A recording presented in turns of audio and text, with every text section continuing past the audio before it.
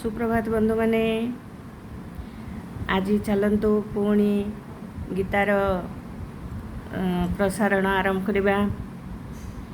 त्रैविद्या मां सोमपाः पुतपापा यज्ञदृष्ट्वा स्वर्गतिं प्रार्थयन्ते ते पुण्यमासाद्य सुरेन्द्रलोकम् अश्नन्ति दिव्यन्दिवि देवभोगान्। जो माने वेदपाठ करती वेदपाठ करती एवं सोमरस पान करती से माने स्वर्गलोक प्रार्थना करी परोक्ष भाव में मते ही पूजा करती। से माने इंद्रलोक रे जन्म नियंती एवं सेठारे से माने देवता मानकर सुख भोग उपभोग करती। तें तं भुक्त्वा स्वर्गलोकं विशालं क्षीणे पुण्ये मर्त्यलोकं विशन्ति।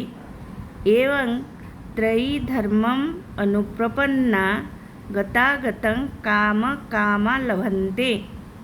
जेतेबेले सेमाने एहिपरि स्वर्ग सुख भोग करी सारंती सेतेबेले सेमाने पुणी ए मृत्युलोक संसार को फेरी आसंती। एहिपरि वैदिक नीति अनुजाई सेमाने केवल अस्थायी सुख ही प्राप्त होती। अनन्याश्चिन्तयन्तो मां ये जना प्रज्जुपासते तेषां नित्याभियुक्तानां योगक्षेमं वहाम्यहम्। जो माने मोर दिव्य रूप को ध्यान करी भक्ति रे मते पूजा करती मु सेमानंकर समस्त आवश्यकता बहन करे। सेमानंकर जहाँ अभाव थाए ताहा मु पूरण करे एवं जहाँ से माने प्राप्त होइथांती ताहा को रक्षा करे।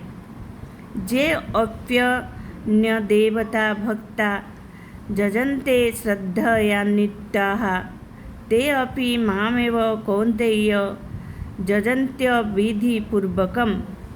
हे कुंती पुत्र, मानव अन्य देवता मानंको जहाँ सबु अर्पण करे ताहा सबु वास्तव रे केवल मो प्रति ही प्रयुज्य, किंतु मानव ताहा भल रकम बुझी न पारी अर्पण करिथाए।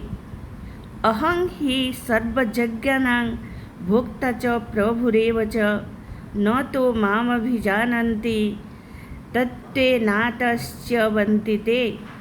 मु होछि एकमात्र उपभोगकारी एवं यज्ञर लक्ष्य। जो माने मोर प्रकृत दिव्य गुण बा प्रकृति को जानी पारन्ते नहीं से माने अधपतित हुअन्ति। एठारे परिष्कार भाव में कहुଯାଇଛି जे वैदिक साहित्य रे अनेक प्रकार यज्ञ कर्मर वर्णना करा जाइछि, किंतु वास्तव रे से समस्त परम पुरुष भगवान को संतुष्ट करने उद्देश्य रे ही करा जाए। यज्ञर अर्थ विष्णु।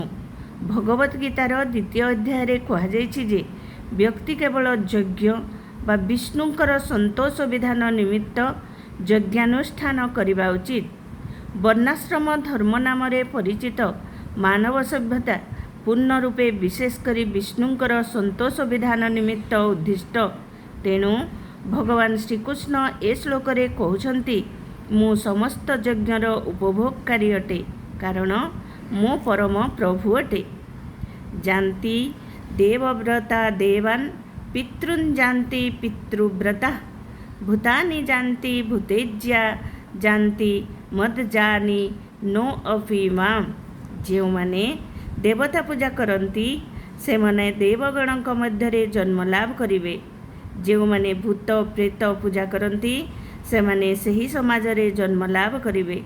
जो माने पितृपुरुषों को पूजा करती से माने पितृपुरुषों निकट को जिवे एवं जो माने मोते पूजा करती से माने मो सहित वास करिवे। पत्रं पुष्पं फलं तोयं जो मे भक्त्या प्रयच्छति तदहं भोक्तुपहृतमस्मानि प्रयतात्मनः। जदि कौनसी व्यक्ति प्रेम श्रद्धा स्नेह और भक्ति रे मते पत्रटिए फूलटिए फलटिए किंबा पानी मंदिए अर्पण करे ताहले मु ताहा ग्रहण करे। जक्तरोषि जदस्नासि जज्जुहोषि ददासि जत् यत्तपस्यसि कौन्तेय उत्कुरुष्व मदर्पणम। हे कुंती पुत्र, तुमे जहाँ सब कर, तुमे जहाँ सब खाओ, तुमे जहाँ सब अर्पण कर एवं दान कर, पुनश्च देव तपस्या तुमे कर, ए समस्त तुमे मोते ही अर्पण कर। एही प्रकारे यह प्रत्येकंकर कर्तव्य जे जीवन को ए प्रकारे गठन करने हेब जेपरिक प्रत्येक क्षेत्र रे प्रत्येक अवस्था भगवान श्रीकृष्ण को स्मरण करने हेब, भूली जावाक पड़िबो नाही। प्रत्येक व्यक्ति को शरीर और आत्मा को रक्षा करने निमित्त कार्य करने हेब। एठारे भगवान श्रीकृष्ण कहउछन्ति जे प्रत्येक तांक पई बा श्रीकृष्णଙ୍କ पई काम करबा उचित। बंचिबा पई प्रत्येक किछि खाइबाको पड़िबो, तेणु श्रीकृष्ण को अर्पित खाद्यर अवशेष व्यक्ति को ग्रहण करने को पड़िबो।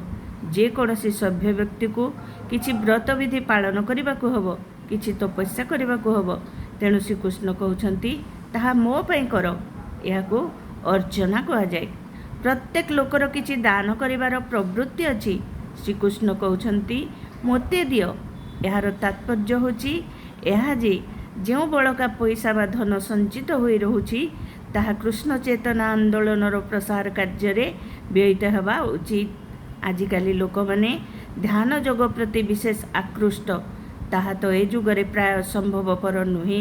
किंतु जदि केही हरे कृष्ण मालारे जप करी 24 घंटा भगवान श्रीकृष्ण को ध्यान करे, तेबे से निश्चय जने महान योगी अटे।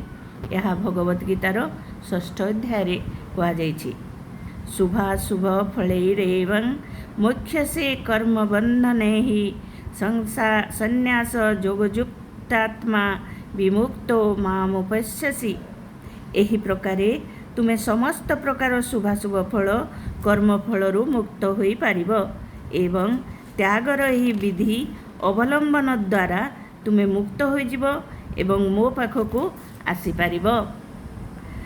स मो अहं सर्वभूतेषु न मे द्वेष्या अस्ति न प्रियः, जे भजन्ति तो मां भक्त्या मयि तेषु चाप्य अहम।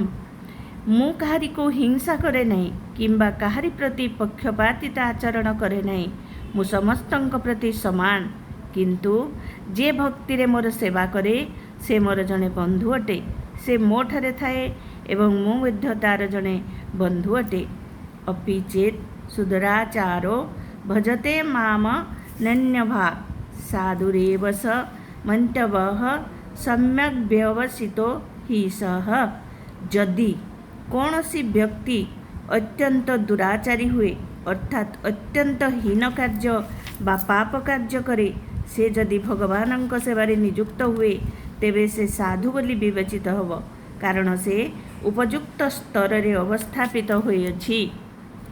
क्षिप्रं भवति धर्मात्मा स्वच्छांति ही निगच्छति, कौन्तेय प्रतिजनिः न मे भक्तः प्रणश्यति। से खूब शीघ्र धर्मात्मा हो जाए एवं स्थायी शांति लाभ करे। हे कुंती पुत्र, मु ठीक रूपे यह घोषणा करुछि जे मोर भक्त कदापि ध्वंस हुए नहीं। माहि पार्थ व्यपाश्रित्य जे अपि स्युः पापजोनयः, स्त्रियो वैश्यस्तथा तथा शूद्रास्ते अपि जानति परांगतिम। हे पृथापुत्र, जो माने मोठारे शरण नियंती से माने नीच कूलरे जन्म हेले भी स्त्री लोक वैश्य एवं शूद्र श्रेणीर हेले मध्य से माने परमगति लाभ करिवे। कि पुनर्ब्राह्मणाः पुण्यभक्ता राजर्षयस्तथा अनित्यमसुखं लोकमीमं प्राप्य भजस्व माम। जो ब्राह्मण माने पुण्यवंत लोक माने भक्तगण एवं राजर्षिगण ए अस्थायी दुखपूर्ण जगतरे सर्वदा मोर सेवारे नियुक्त से माने जे केते बड़ ताहा कौन कहिबा। मन्मना भव मभुक्त मज्जाजी मां नमस्कुरु, मामे वैश्यसि युक्तेव मात्मनं मत्परायणः। सर्वदा तुमर मन को मोर चिंतारे लगाओ, मोर भक्त हुओ, मते प्रणाम कर एवं मते पूजा कर। संपूर्ण रूपे मोठारे मग्न हेले तुमे निश्चित रूपे मोठाकु ही आसीब। एठारे परिष्कार भावरे कहा जाइथिबा प्रकृत अर्थ को विकृत करि पकांती। समस्त सेवा परम पुरुष भगवान श्रीकृष्ण को अर्पण करने उचित, किंतु दुर्भाग्यर कथा जे भाष्यकार माने पाठकर मन को एपरी भाव अन्यत्र नहीं जाती जहाँफल कि कौन सी सेवा आदौ संभवपर हुए नहीं। ए प्रकार भाष्यकार माने जानती नहीं जे कृष्णंकर मन एवं कृष्णंक मध्य कौन सी पार्थक्य नहीं। श्रीकृष्ण एक साधारण मानव अटंती, से परम सत्य अटंती, तांकर शरीर मन और से निजे एक अटंती। यह कर्म कूर्म पुराण रे कहा जाइछि। आज आम एतकी पढ़ा, पुणी आसंता काली करवा। आज आपण मैंने टिके पूर्ण मात्रा रे सहयोग करंतु, को शेयर करंतु टिके, हेले बेसी लोक जानि परिबे, समस्तଙ୍କ पाखरे गीता पहुँची पारिबो, आ हमर जो आमर जेटा पूरण हो पारिबो। रोची नमस्कार, राधे राधे, जय श्री कृष्ण।